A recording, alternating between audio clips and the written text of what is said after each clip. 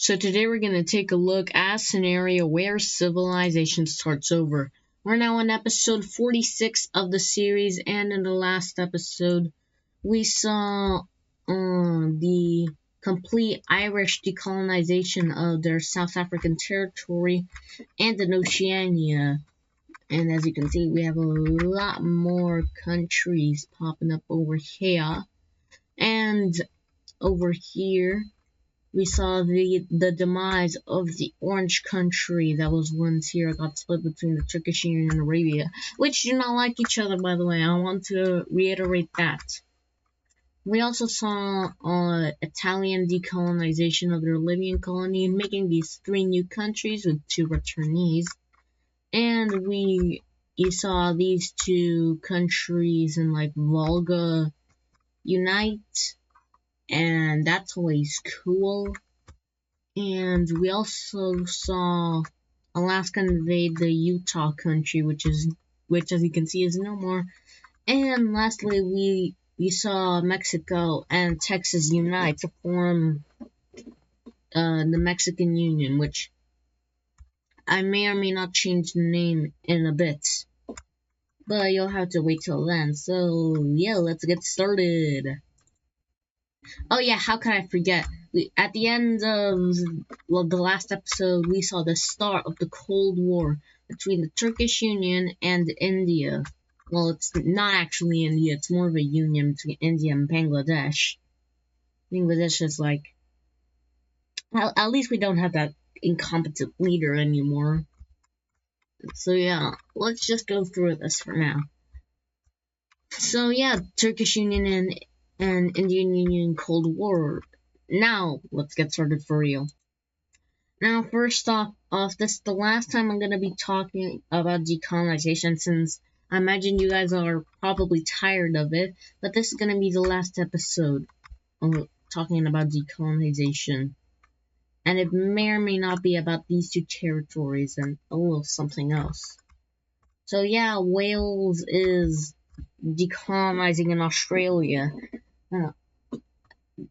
Recently, Wales has had a lot of trouble governing this area, as around them there are brand new countries and the other Welsh colonies got their independence. So these guys are like, hey, they got their independence, we should have our independence. And Wales is gonna be like, fine, but we keep Tasmania. And they're like, sure. So yeah, let's see how independence turns out. So yeah, Welsh lets go of their Australian colony, except Tasmania, because why not? And as we can see here, we have 4 corners right here. So if you stood right here, you would technically be in all 4 of the Australian countries. How cool would that be? And also, I'm just gonna cut to the chase. This small island is the only thing that Norway is gonna be able to keep here.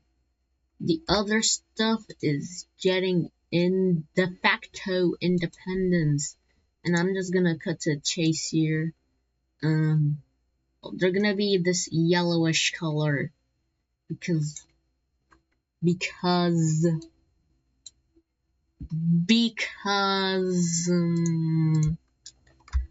I haven't found a reason to why they're yellow yet, but I'll place their capital. That major city is in the ocean. Just gonna do that real quick and pretend like the major city was always not Atlantis. And I'm gonna place the capital right here, and you can barely see it, but that's your problem, not mine. Yeah. Now, this area of the Turkish Union kind of doesn't want to be part of the Turkish Union anymore.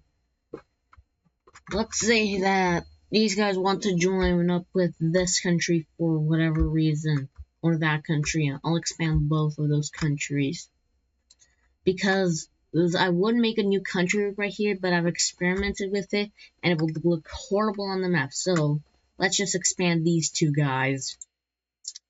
Okay, I'll admit this isn't my best work, but hey, it's better than that weird Sudanese country that I wanted to make. And this is the last of I guess, the Turks' colonial territory, because they have publicly said that the coast over here, yeah, it's core territory. So, yeah, that's the end of decolonization. Welcome to anti-colonial world. You're welcome. Now, remember that Alaska invaded this Utah country? Well, they're not done yet, as they're back at it, and they are now invading the Oregon country.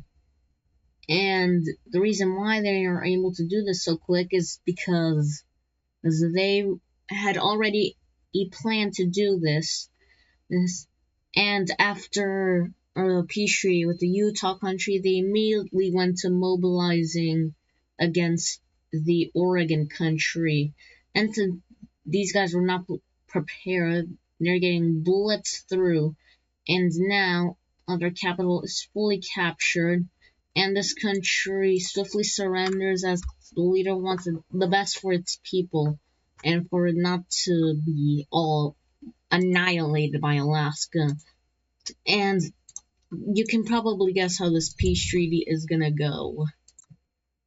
And yeah, that's the peace treaty. California, I'd watch out if I were you. Now, with the start of the Cold War, the Turks are gonna be like, I already have an economical alliance, so we might as well make a military alliance in case India tries to do anything funny. And Bangladesh is like, dude, I'm standing right here. Anyway, the Turks are making a military alliance. Now, what shape to use? Aha! The 3-point star alliance. I actually like the use of that shape. Now let's see who and what countries are joining. And now, obviously, the first country to join is southern Azerbaijan. I mean, it was pretty obvious. These two have a close bond with one another, so it's obvious that they were gonna join. And I'm just gonna say out loud, some of the countries in the economical alliance are gonna be joining too. Specifically Yemen. I wonder why. Volga is also going to be joining the 3-point star alliance.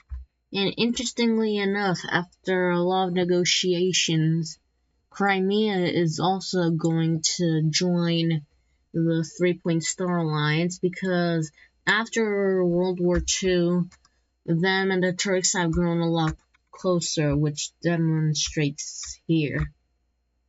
And now, interestingly enough, they're going to acquire the Southern French Union into the 3-point star alliance. And this immediately, after this happens, the NFU was not having any of it, and they cut all ties at the Turkish Union. And the last country to join is Slovenia, because they have the close bond with the Turkish Union. And now, if your rival / enemy makes a military alliance, you gotta make one too. So India is also gonna make a military alliance. I've got it. The Square Alliance. Yep, these guys are the squares. Find it really convenient that the square symbol is above that color. Definitely not a reference. Now, the first country to join this new military alliance is the Persian country, and you probably are wondering, hey, why are they doing this? And if they just got jumped because of a stupid mistake by not only India and also the Turkish Union. Well, basically, these guys are basically an Indian puppet. It's just, let's say that these guys have a very pro-Indian government. Okay? Okay, the next country going to be joining is the Northern French Union, because India saw a window of opportunity here. And another country that's gonna be joining the Indians is gonna be Vietnam, because they have that close bond with Bangladesh, although it has been weakened a bit because of the whole World War I betrayal, but they have grown past that. And now they're going to ally with the Northern French country. French? I just say French? What? No.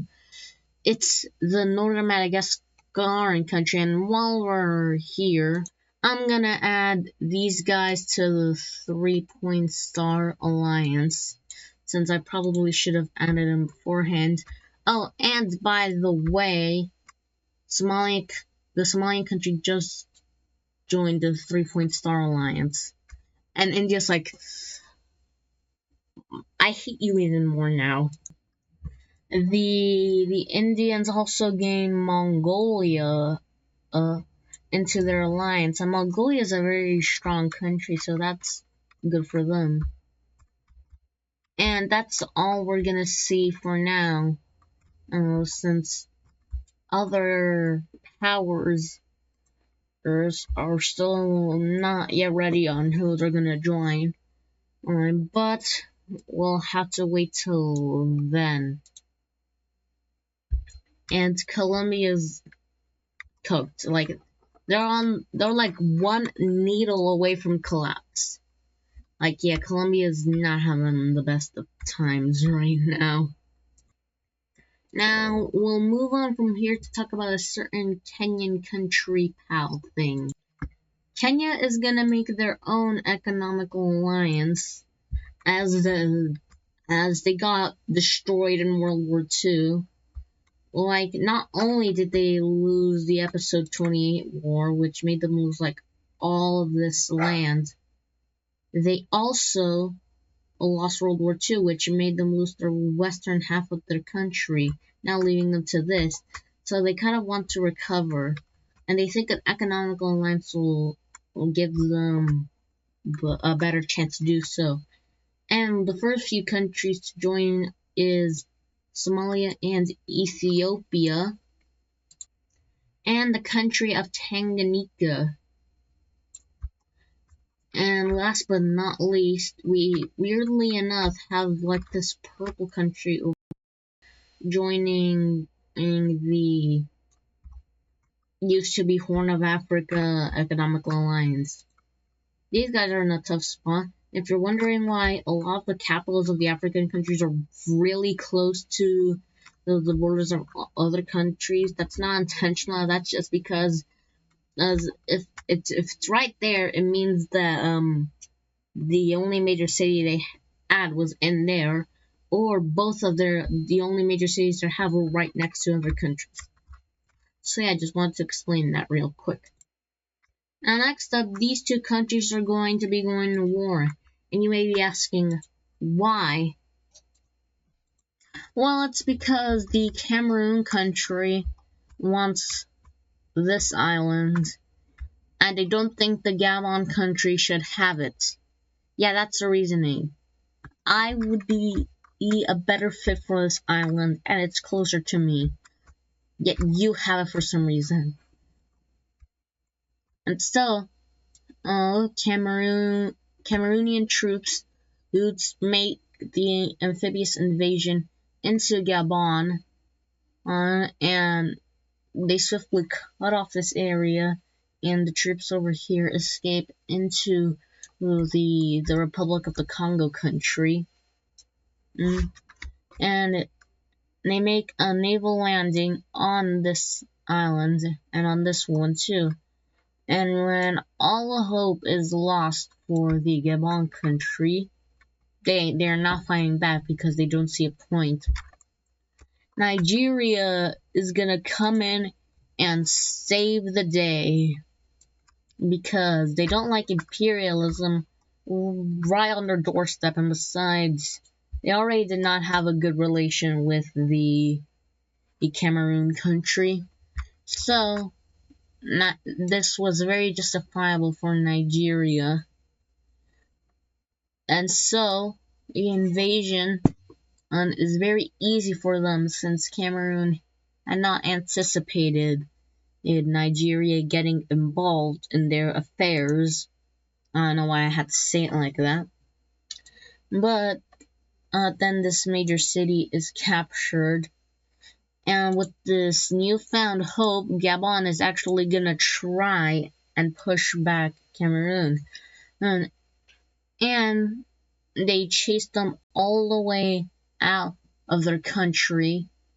And they are now going to be able to start pushing their own troops into Cameroon. And when the capital is captured, Cameroon surrenders. Now let's take a look at this peace treaty. Or in the words of a good friend, let's take a look at this treaty, Petey. And Cameroon is not gonna have a very good time here, as they're not being let off that easy, as Nigeria takes the entire northern half of their country, and Gabon takes the southern half, heavily reducing in the Cameroon country, and they're probably one of, if not the smallest country in Africa now, not including the Madagascar countries. So yes, sucks to be a Cameroon fan right now. I'm not one, I'm saying to all the people out there who are. I'm just starting to realize that Arabia from Elixir is now starting to look like a certain other Arabia from a certain other Elixir, so will create a certain coalition that happened early on. So I just thought I'd point that out. Why do I have to be ambiguous with things? Gosh, what? I'm just gonna stop questioning myself. Next up, we're going to start with this updating the nuclear numbers here. First off, we're gonna update the Turkish Union's nuclear numbers. They're gonna go from 31 nukes to 69 nukes with 2 and other territories, and totaling to 67 nukes on their own soil. But where are these 2 nukes, you may be asking, dear viewer? Well, certain Crimea is gonna answer your question here. The Turkish Union the Turkish Union now has 2 nukes in Crimean soil, and you know what? Just for fun, I'm gonna make the Moldavian country even smaller for no reason. There, Moldavia has now been reduced to the size of a pixel. Look, oh my God, they're the Vatican City of this timeline. Oh my God. Oh, I got sidetracked for a moment. What were we talking about? Oh, right, nuclear numbers. We gotta update India's. India is gonna go from 3 nukes to 19 nukes. They haven't placed any in other territories yet because they just haven't yet. Don't judge them. Judge me. We don't. Why do I keep getting sidetracked? And by the way, you may or may not start to see these numbers go up more because India is way further behind than the Turkish Union, and if, say, World War III were to happen right now, it's not, India would be cooked up if it went nuclear. So yeah, India and the Turkish Union may or may not start to be mass producing those very soon. But hey, what's that? Another country got nukes? Oh, it's Norway. immediately the Turkish Union and India are gonna look at Norway weird. Norway's like, hey, these are just for defense. Like, we're not trying to antagonize you both or anything. We're gonna try to stay neutral to use this conflict. So yeah, can I just like sit by and just drink a cup of water and be done with this? And they're gonna be like, fine. But anyway, while we're here, let's do power rankings. Because I freaking can. So, number one, I would say would probably be the Turkish Union. Followed closely by India slash Bangladesh. India, Bangladesh. Yeah. Number three would definitely be Norway. Probably. I think it would be obvious why Norway is number three. Number four would probably be Wales.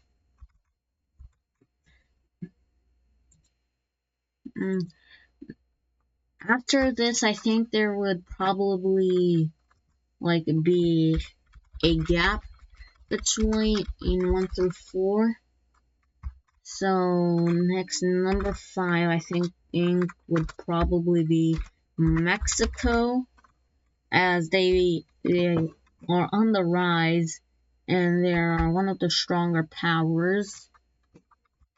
Number 6 would probably be Italy. And number 7,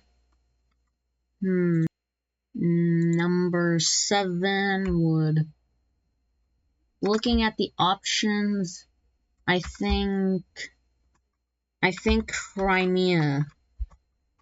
Crimea is the best bet. Now, number 8 will probably be China. Number 9, I think it would most likely be... Oh, I'm just realizing that I'm forgetting something really important. Okay, let's mind the gap over here.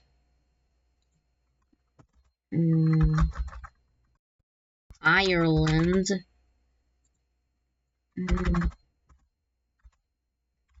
Mexico.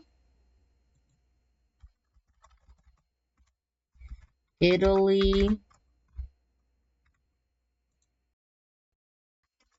Crimea. Whoops. And okay, now China. And then here would be the big gap.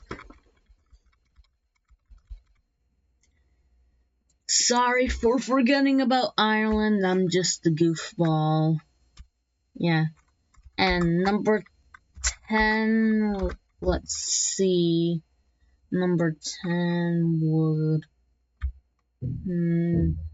number 10 is probably Colombia, as they're like the strong borders of South America. And 11 would be Alaska, definitely. 12, the NFU, followed shortly by the SFU. 14 will probably be Slovenia. And lastly, at number 15 would probably be... I think it would be the Communist Union. And there we have it. There's the top 15 rankings. Take these in while you can, as India/Bangladesh is really closing in on the gap between them and the Turkish Union. So yeah, let's get rid of these. And now let's move on to the final event of this episode. An event that is not gonna be surprising. Well, it's gonna be a little bit surprising considering their previous invasions, but a country is going to join India's alliance. That country being none other than Arabia. And the Turkish Union is like, whoa, why are you adding Arabia? They're like my number one enemy. You're number two right now. And India's like, why should you be able to choose who we add to our alliance? This is basically just a get back for adding Somalia to your alliance. And Turkish Union's like, you're still mad about that? Of course I would be. You funded rebellions in my colony and gave it independence and added it to your military alliance. Of course I'm gonna be mad about that, you buffoon. And the Turkish Union doesn't like that. Now, all ties, like any diplomatic or economical ties they had before, it's just gone. And that will heighten tensions more in the Cold War. By the way, if you want India's reaction to the Turkish Union putting nukes in Crimea, they don't care. Like, if anything, this is good for them since now the nukes are farther away from them. So, yeah. That's gonna be it for today's episode of What If Civilization Started Over. Please leave a like and subscribe. Smash the notification bell, smash the like button, smash the subscribe button. And I'll see you at the flip side. Bye bye!